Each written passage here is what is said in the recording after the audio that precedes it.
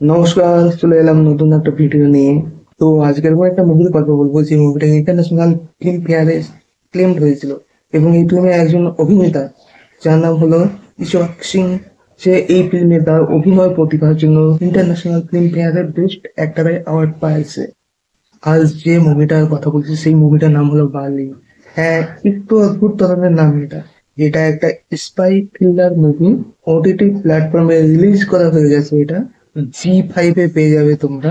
এই মুভিটা আমার দেখা হয়ে গেছে। তো বলি এই মুভিটা আমার কেমন লেগেছে। এই মুভিটা হলো একটা ছেলে যে বলতে কিংবা শুনতে কিছুই পারে না।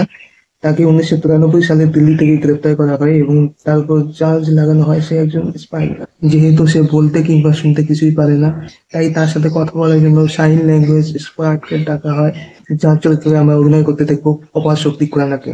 তাকে আনা হয় এবং সে তার সাথে কথা বলার পর যে তথ্য সামনে আসে তাতে সেই সাইন ল্যাঙ্গুয়েজ এক্সপার্টও নিজেকে দুর্জনক অবস্থায় দেখতে পায় এবং সে আরো ঝামেলায় জড়িয়ে পড়ছিল। এমন কি কথা সে জানতে পারে, ইনভেস্টিগেশন কেন করা হচ্ছিল, এর পিছনে কি বড় কোনো পরিকল্পনা রয়েছে।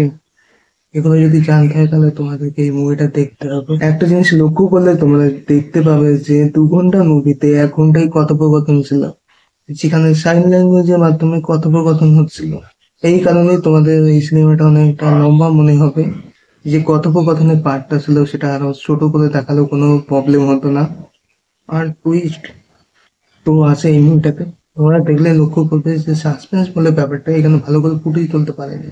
মুভিটা অনেকটাই গল্প ভিত্তিক, গোয়েন্দা related movie, spy related movie ভালোবাসা দেখতে, তারা এই মুভিটা দেখতে পারো জি5 তো আজ এইটুকুই, দেখা হচ্ছে পরবর্তী কোনো ভিডিওতে।